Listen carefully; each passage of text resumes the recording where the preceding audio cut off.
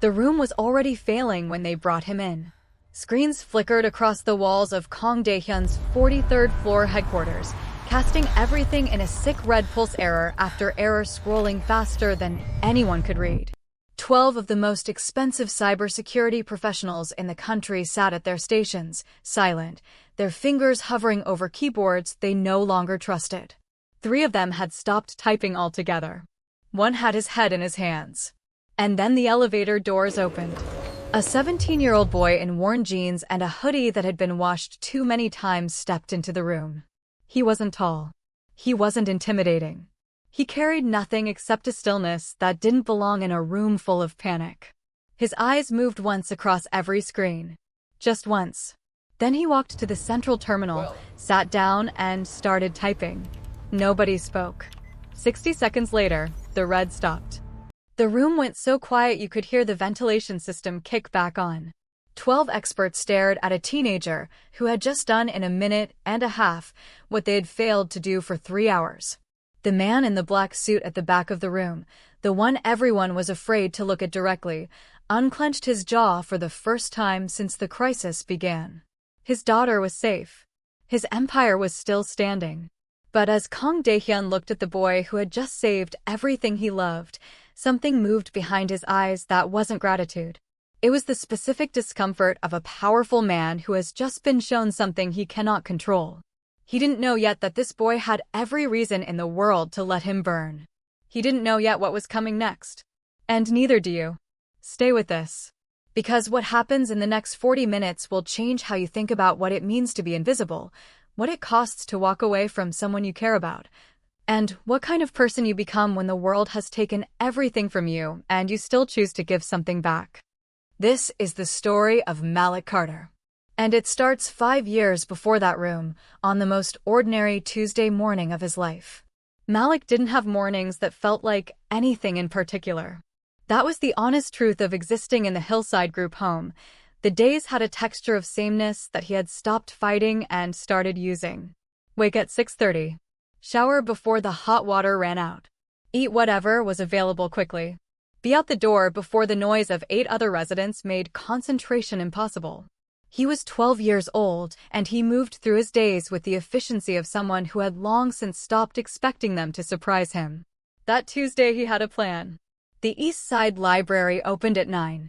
He had been working for 3 weeks on a vulnerability he'd found in the city's water management auxiliary network, a gap in the authentication layer, the kind of thing that looked like nothing until you understood what it opened up. And then it looked like a disaster waiting for the right person to find it. He wanted to have the patch finished by the end of the week. He had it mostly built in his head. He just needed the terminal time. He took the Line 2 train eastbound. Found a seat by the window. Put his headphones in, not music, just silence with a barrier around it, and watched the city slide past in the early morning light. The city was doing what it always did, moving, functioning, indifferent. Malik was fine with the indifference. He had built a life inside it. He didn't know yet that the day had different plans. He almost missed her.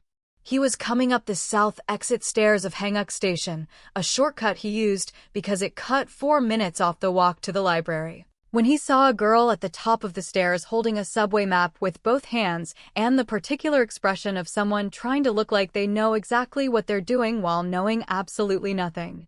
The map was upside down. Malik kept walking. He genuinely kept walking. He made it 4 steps past her before something in his brain that he had no name for made him stop. It wasn't warmth. It wasn't instinct exactly. It was closer to the feeling he got when he saw an obvious error in a system that nobody else had flagged. A thing that was wrong that he now couldn't unknow. He turned around. "It's upside down," he said. The girl looked at him. She had careful posture, the automatic kind, the kind you get from years of correction, and clothes that were too clean for this part of the city at this hour. She looked at the map, turned it right side up, studied it for a dignified 4 seconds, with her cheeks turning pink. "I knew that," she said. "You didn't." A pause. Then, very quietly, "I still don't know where I am." Malik looked at her for a moment. He sighed, the specific sigh of someone deciding to do something they hadn't planned. "Where are you trying to go?" She didn't know exactly. That was the honest answer, and it cost her something to give it. She'd been trying to find the underground market she'd heard one of the household staff mention once months ago. In passing, a place with handmade things and street food and people who weren't paid to be pleasant. She wanted to find the city that existed below the city she was allowed to see from her window. "I can find it myself," she added, firmly. "I know you can," Malik said, in the tone of someone who didn't fully believe that. He looked at his watch, looked at the library direction, looked back at her. "The underground market is on the second basement level of the old commercial district. 40 minutes from here on foot, 12 by train." She waited. "Line 3, he said. "Southbound." He turned to leave. "I've never taken the train by myself before," she said. It came out faster than she intended, and something in the speed of it, the admission underneath it, made him turn back. He looked at her for another moment. The morning light was coming in through the station entrance above them, the particular pale gold of early autumn, catching the dust in the air and making everything look briefly significant. "Okay," he said.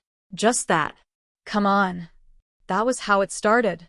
Now, if you've ever had one of those days that felt like it was living a different life than the one you planned, type Tuesday in the comments.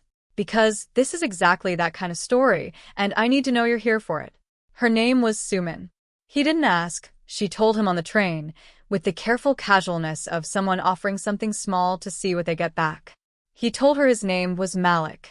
She repeated it once, quietly, as if she was making sure she had it right. She didn't tell him anything else about herself. Not yet. What Malik didn't know, what he had no way of knowing, was that this moment had been a month in the making. Suman had been planning her escape since the third Tuesday in September.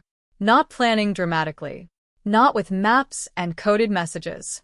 Planning the way you plan something when you have been watched your entire life and have learned that the only moves that work are the ones that look like not moving at all. She had spent 4 weeks watching the schedule of the security rotation outside her floor. She had noticed, over many careful observations, that on weekday mornings between 8:15 and 8:40, the guard at the east stairwell took a bathroom break that lasted between 6 and 9 minutes. She had tested the stairwell door twice on separate occasions, pressing it open just far enough to feel that it wasn't alarmed, then pulling it closed before she committed. She had told no one. Not her tutors. Not her maids. Not even Jiyeon, who had been with the household for 11 years and who Suman trusted more than almost anyone, not because she didn't trust Jiyeon, but because she loved her, and involving Jiyeon would have put Jiyeon at risk. She had packed nothing. Nothing to explain, nothing to carry that would slow her down or make her look like she was going somewhere. Just herself, some cash she'd been quietly accumulating from household accounts she had access to for tutoring materials, and a subway map she'd printed in the library room and folded into her jacket pocket 4 days earlier. The morning she went, she stood at the east stairwell door for 30 seconds before she pushed it open. Her heart was doing something her face wasn't showing. She walked down 6 flights of stairs, through a service corridor, out a side entrance into the kind of gray morning that felt, for the first time in as long as she could remember, like real air. The kind that smells like street food and rain and strangers. She was lost within 20 minutes. And then a boy at a subway station told her the map was upside down. The underground market was everything she'd imagined and nothing like she could have prepared for. It was warm underground in the specific way of places that exist below weather, a heat built from bodies and cooking and the compressed energy of 1,000 small transactions happening simultaneously. She stopped at stalls selling handmade phone cases, hot skewers, dried flowers, secondhand electronics, fabrics and colors she didn't have names for. The noise was layered, vendors calling, music from 3 different directions, a child somewhere crying at a low sustained pitch that nobody around it seemed alarmed by. Suman walked through it slowly, turning her head at everything. Malik walked beside her with his hands in his pockets, watching her react. He told himself he was making sure she didn't get pickpocketed. That was a reasonable justification. It wasn't the whole truth. The whole truth was that she looked at things the way he had once looked at things, before the world had trained him out of it, with the full open attention of someone for whom nothing is yet ordinary. They got lunch from a cart near the cultural center, rice wrapped in leaves, cheap and good, eaten on a low wall in the afternoon light. The conversation had found a rhythm by now, the kind of rhythm that appears when two people have been moving through the same space long enough that the initial awkwardness has burned off. She asked about the city. He told her things. She asked about him. Careful questions, the kind that don't demand too much. He answered some of them. Not all. What he didn't ask, and what she didn't volunteer, was the thing underneath everything she'd said about herself. The too clean clothes. The way she didn't know how to use a transit card. The particular quality of her amazement at ordinary things, not the amazement of someone sheltered by poverty or circumstance, but the very specific amazement of someone sheltered by design. He noticed all of it. He filed it away. He didn't ask. She, for her part, noticed that he moved through the city like someone who'd had to earn every part of his understanding of it. That there was a competence in him that sat on top of something harder and older than 12 years old. She didn't ask about that either. Some things need a full day before they're ready to be said. The South Platform at rush hour was everything she'd hoped for. The crowd was a living thing, a controlled surge of bodies all moving in the same direction with a particular choreography of people who do this every single day and have stopped noticing how remarkable it is. The heat from the trains was warm in a communal way. Sumin stood on the edge of the platform with her arms slightly out from her sides, feeling the pressure of the air as a train arrived, and she looked, for one specific second, like someone who had forgotten to be anything except exactly where she was. Malik stood beside her. And then she looked at him, and he was already looking at her, and for a moment neither of them said anything, and the moment had a quality to it that 12 and 11 years old don't fully have words for but recognize completely. "I've never had a day like this," she said. He looked back at the platform. Like what? Like it was actually mine. He didn't respond to that, but he heard it. By the time they emerged from the station into the evening air, the sky had gone the deep amber of the hour before dark. The streetlights were coming on one by one, down the length of the road. Sumin stopped on the pavement and looked up at the sky going that color, and Malik stopped beside her, because she'd stopped, and the city moved around them the way cities move around two small still points. "I have to go back tomorrow," she said. "I know. I don't want to." He said nothing to that, because there was nothing honest he could say to it that would help. "Can we?" She stopped. "Start it again. Is there more? Tomorrow?" He looked at her. "There's always more." She smiled. He almost did. They parted at the station. She took the North Line. He took the East. They didn't say anything formal. No see you tomorrow. No specific plan. Just a kind of understood continuation that felt solid enough to trust. Malik walked home in the amber dark and thought about nothing in particular, which was, for him, unusual. He was always thinking about something in particular. He slept better than he had in months. Drop a like right now if you felt that. Because what comes next is about to break your heart a little, and I need you locked in for it. The next morning, she was already at Hanguk Station when he arrived. She was standing at the top of the south exit stairs, the same spot as yesterday, with a different jacket and the same careful posture, and an expression that was trying very hard not to look as though she'd been there for 15 minutes already. He noted all of this without commenting on any of it. "You're early," he said. "You're late," she said. He wasn't late. They hadn't set a time. But he didn't argue. They walked east into the morning, and the city opened up again the way it had yesterday, the specific opening of a place that rewards the people who are willing to move through it at the right speed. She had things she wanted to see. Some she'd thought of overnight. Some she'd asked Ji-yeon about, carefully, without explaining why she was asking. He had things he thought she should see. There was some negotiation and it was not very smooth. She had opinions, it turned out, and they were specific and not easily moved, but they found a route. The day was different from the first one. The first day had been about the city. This one was about each other. The questions that had been careful and surface level the day before went somewhere deeper now. She asked about his parents. He was quiet for a long moment, long enough that she started to apologize, and then he said, "There was a fire. When I was 7. Both of them." Just that. She didn't push. She didn't fill the silence with comfort. She just walked beside him and let the silence be what it was. That mattered to him more than she knew. He asked, eventually, why she didn't go to school. She told him she had tutors. He asked why. She looked at the ground for a moment and said her father didn't like her leaving. He asked why.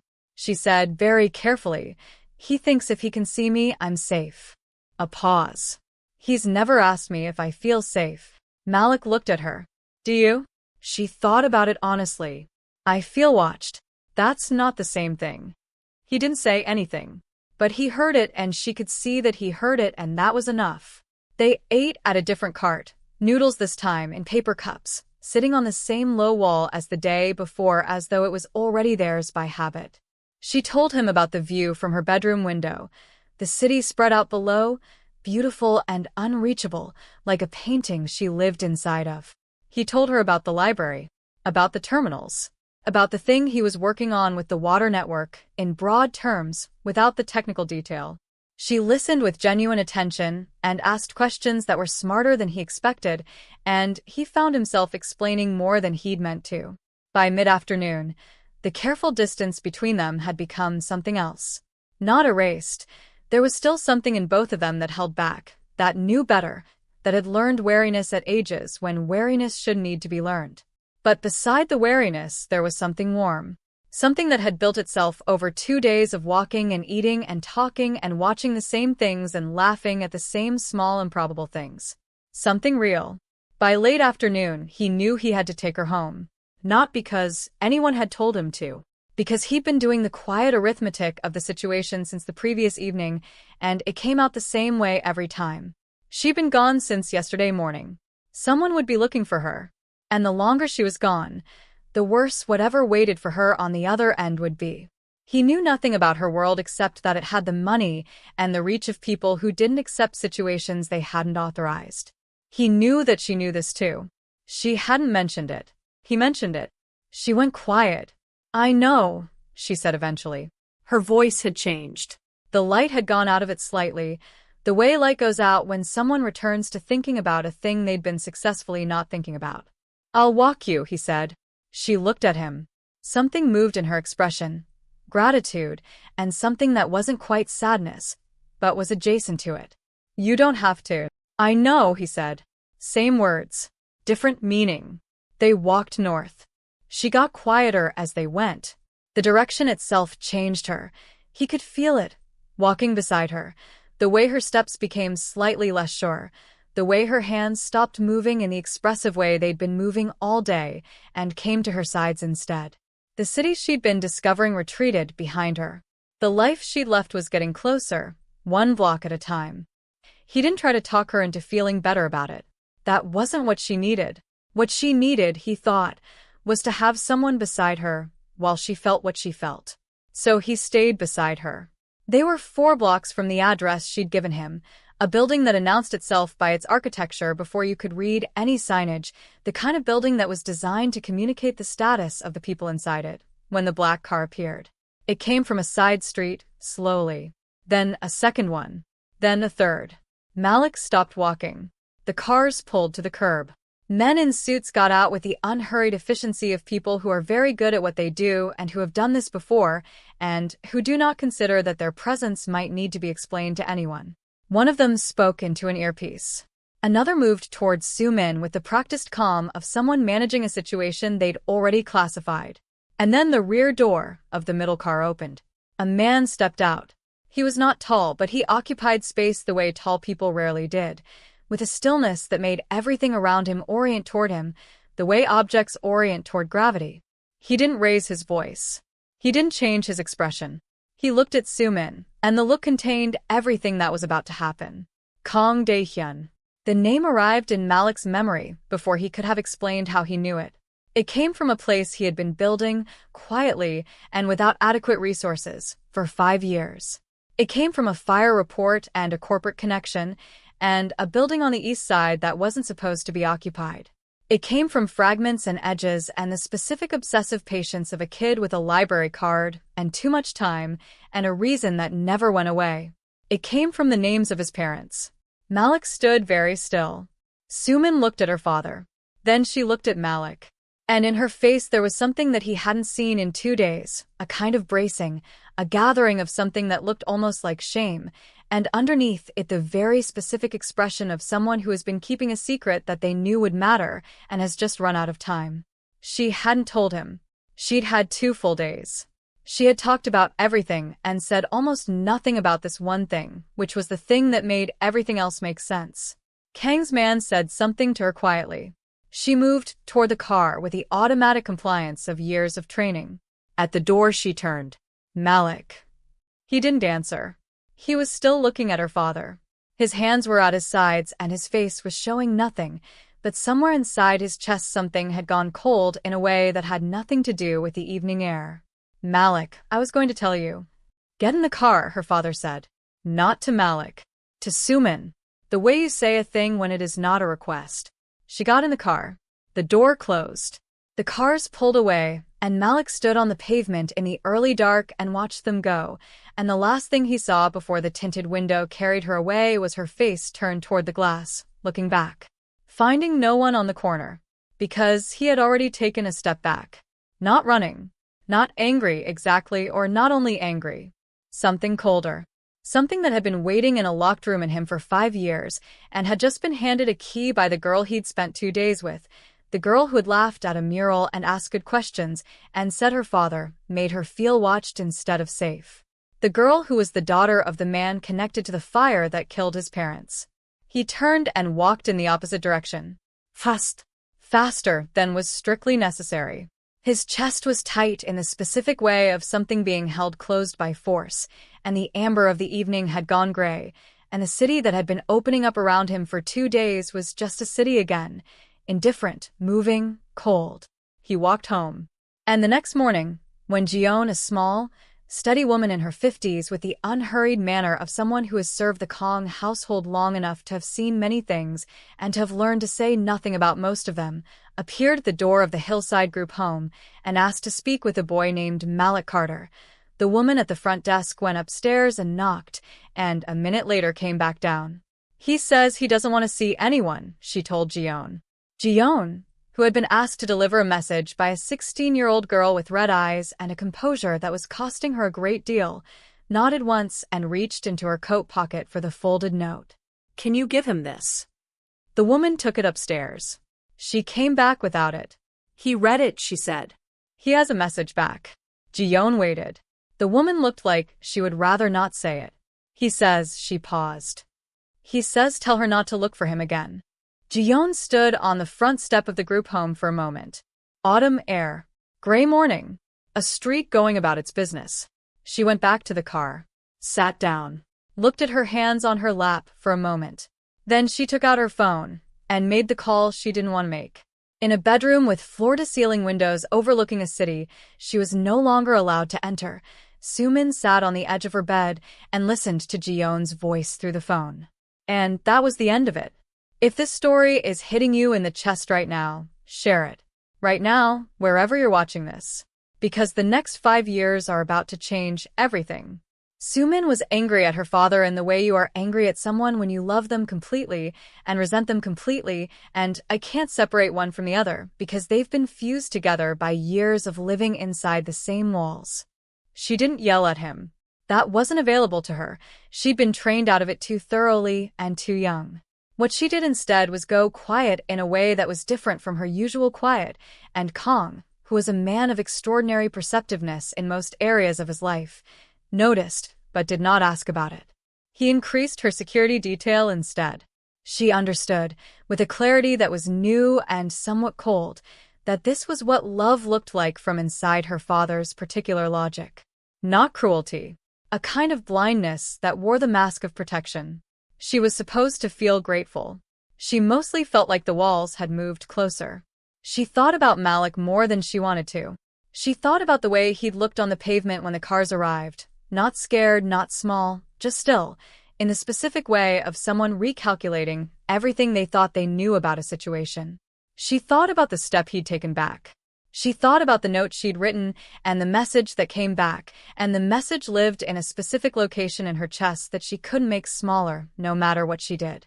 She understood, even at 11, that she couldn't be angry at him for it. She was angry at her father instead. Not for retrieving her, though she resented that too. For being who he was. for being the reason that a boy she'd spent 2 days becoming real with had looked at her face and chosen to walk in the other direction. She filed the anger away. It kept. 5 years. She grew into the walls the way plants grow, toward the only available light, not thriving exactly, but adapting, finding the angles that allowed something to survive. She became excellent at the things she was allowed to be excellent at. Languages. Strategy. The specific skill of reading a room full of people who are performing loyalty and identifying the three who actually feel it. She thought about Malik less as the years went on. She told herself this was progress. It wasn't quite progress. It was the scar tissue that forms over something that didn't heal cleanly. 5 years. Meanwhile, Malik became what he had always been, but harder-edged and more concentrated, the way a solution becomes when you reduce it. He aged out of the foster system. He moved into transitional housing. He consulted anonymously for small companies that couldn't afford proper security teams and fixed vulnerabilities in city systems that affected thousands of people without asking for credit or compensation. He built something in his father's tradition, an algorithm that carried in its architecture the logic of a man who used salt shakers as servers and talked about systems with his hands. He didn't look for connection. He had itemized the cost and decided the budget didn't support it. Dr. Park found him anyway, and when she offered him a room with a window and a desk, he almost said no. He held no against the roof of his mouth for 6 seconds. Then he said yes. He was still learning what that meant. When Kang's building went dark, it went dark in a pattern that looked almost like intention, systems failing in a sequence too deliberate to be random, adapting in real time to every countermeasure the expert teams attempted. It looked less like an attack and more like something alive. Sumin was on the 31st floor when the elevators locked. Dr. Park got the call and made 2. The second was to Malik. He didn't answer. She sent a message. He read it standing in the shelter's common room under fluorescent lights that hummed. He read it twice. His thumb moved to delete it and stopped. He put the phone in his pocket. He walked out. 19 minutes on the train, looking out the window, making a promise in the quiet, private way that the promises which rearrange everything always get made. The lobby was controlled chaos. Dr. Park walked him through it without introducing him to anyone. The room parted. She sat him at the central terminal. He looked at the screen for 7 seconds. He knew the algorithm. He knew it the way you know a voice, the structural logic, the recursion, the design philosophy that matched the thing inside his own head, so precisely it felt like reading his father's handwriting. Someone had taken what his father had started, weaponized it, and aimed it at Kang Dae-hyun's empire. The comprehension moved through him like cold water. He started typing. 93 seconds later, the cascade stopped. The silence in the room was the kind that happens when 40 people hold their breath together. And then, across the room, through the clearing of the relief and the stunned stillness of 12 experts looking at a boy in a worn hoodie, a voice. Malik. He looked up. Sumin was standing 20 feet away. She was 16. She had the careful bearing of someone shaped by discipline and quietly fighting it. She was looking at him the way you look at something you thought was gone and have just found again in a place you didn't expect, and the expression on her face was doing several things at once, recognition and relief, and something raw underneath that she was not going to let this room see. He looked at her for a long time. The distance between them was 20 feet wide and 5 years deep. He said nothing, because nothing was fast enough, because the last time he had looked at her, he had taken a step back. Because the message he had sent via a maid named Jion was still somewhere in the space between them, and he could feel it. Neither of them moved. Comment below right now. Tell me, how does a 5-year silence end? Because the answer is not the one anyone expected. And it's happening next. The frame came down slowly. Evidence on a tablet. A digital trail, clean and organized and irrefutable on its surface. Timestamps. Pathway signatures, a profile that held together perfectly. Kang read it. The room realigned. Take him downstairs, Kang said. Sumin's voice cut across the room. A BOG. Sumin. One word. The kind that ends rooms. She looked at her father in the way she had been looking at him for 5 years, with a specific expression of someone who loves a person completely and has never forgiven them for something and is tired of holding both of those things simultaneously. And for a moment, it seemed like she might say something that would change the architecture of the room. She didn't. She knew better. She had been living in the Kong household long enough to know where the walls were. But her eyes found Malik before the security team reached him. And he saw in her face, very clearly, the things she couldn't say out loud. I'm sorry. Again, he was taken downstairs. Cold room. Fluorescent lights. A chair. His hands loose on his knees and his face showing nothing, and his chest doing something that had everything to do with the specific exhaustion of being a person who keeps choosing to do the right thing in rooms where the people with power keep deciding what that means. Kong came down once. Stood outside the glass. 3 steps from the door. 40 seconds. Walked away. Dr. Park found the timestamp discrepancy at 2 in the morning. One thread, 4 minutes and 17 seconds. She pulled it. It led to a shadow account. The shadow account led to 3 routed addresses. The final address resolved, and she sat very still. She went to Kong. She set the tablet on his desk. Daniel Cho, she said. His brother. Kong looked at the screen for a long time. Every memory of Daniel, every table, every birthday, every early morning in the beginning when there was no empire yet, only 2 brothers and a hunger, and the belief that together they were better, shifted under this new weight. Decades of loyalty reconsidering itself. All of it a performance, patient, aimed at the one thing Kong had ever loved more than what they'd built. He stood up. He walked downstairs. He opened the door. Malik looked up. Kong stood in the doorway. He was not a man built for apology. But he held the door open and he looked directly at the boy who had every reason to leave him to burn and had chosen not to, and he said, "I need you upstairs." Malik stood, looked at him. The look contained 5 years and a fire and 2 days of walking through a city and a step back on a pavement and a message sent through a maid. Kong received the look because he was honest enough to know he had earned it. "I need a computer," Malik said. He found the second phase buried beneath the first, a partition threading itself through the city's infrastructure, patient and inevitable. He mapped the architecture. The solution was already formed. Then he found the buried data. He went still. Inside the partition, connected to the weapons root architecture, were files. Logs from a corporate sabotage operation. Names. Dates. A partial record of a night a building on the east side burned. Not court-ready, but real. The most real thing that had ever existed about his parents' deaths. In his hands. Connected to the weapon he was about to destroy. The clock was running. Traffic systems failing. Emergency calls incoming. He sat with it for 20 seconds. His hands flat on the keyboard. His jaw tight. Then Daniel's message hit every screen in the room. Stop now. Or Dr. Park and Suman don't come back. The room looked at Malik. Everything he'd chosen to let back in. The room with the window, the desk, the lamp, the woman who had watched him from across a library before he knew she existed. The girl who had looked for him from a car window and found no one on the corner. Both of them. At the same time. Against the only evidence his parents had ever produced. He sat with the total weight of it. Then a channel opened. Static. Dr. Park's voice. 2 seconds of it.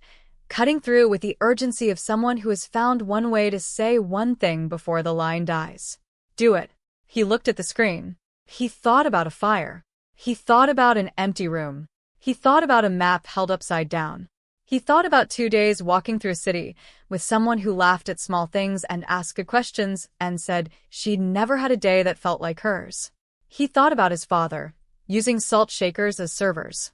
He thought about a room with a window and a lamp he could do whatever he wanted with. He executed. The network collapsed. The second phase died. The city held. The evidence, and every record in the partition, was gone. In a room across the building, a locked door that wasn't locked anymore. Security found them 4 minutes later. Unharmed. Daniel told Kong everything. In the specific voice of someone setting down something they've carried too long. The comparisons. The rooms where his name was the one people forgot. The decades of standing beside a brother the world loved more. Wanting once, just once, to be the one the room leaned toward. Kong listened. He didn't defend himself. He had enough honesty to carry what belonged to him. He turned his brother over without protection and walked out of the room a different kind of man from the one who had walked in. Not a better one yet. The beginning of one. That was enough for tonight. Hours later, near empty operations room, Dr. Park sat next to Malik, not across, next to. Practical questions first. Then quiet. Where do you go after this? Shelter. 87-day limit. I'm at 87. She nodded. Then, I have a room with a window and a desk and a lamp that you can do whatever you want with. Not temporarily. I've been watching you since the library. I know who you are. A pause. You can stay. He looked at her. He took longer to answer than either of them expected. Then he said yes. Some months later, Kong came to Dr. Park's apartment. He rang the bell like someone not sure of their welcome. Malik let him in. They sat in the kitchen. Kong set a folder on the table. Physical. Paper. Everything my investigators could reconstruct about the fire, he said. Not court-ready, but a record. Names, dates. What happened that night? He looked at Malik. I know what you gave up to stop Daniel. I know what was in that petition. Malik looked at the folder. It isn't justice, Kong said. I'm not calling it that. I know, Malik said. He took the folder. Some things have no correct word for them. 3 weeks after that, Malik and Sumin had coffee near the underground market, near the street with the mural you can only see from one specific corner. The conversation started slightly awkward. 5 years, and the weight of everything that happened in them will do that. And then it wasn't awkward. By the end, something was established that neither of them had a name for yet. Not what they had lost. The beginning of something they might actually be able to keep. He walked home afterward. Home. He was still learning to use the word, without pausing. Sumin had said something near the end that stayed with him. She said she used to think freedom meant escaping the world she was born into. Looking out floor-to-ceiling windows at a city she wasn't allowed to enter and defining freedom as distance. She didn't think that anymore. He understood exactly what she meant. Real freedom is having the full weight of everything done to you in both hands and choosing what to build from it. Not 2 kids running from their worlds. 2 people deciding to be worth something inside them. If this story moved you, share it right now. Send it to someone who needs to hear it. Subscribe before the next one drops because we are not slowing down.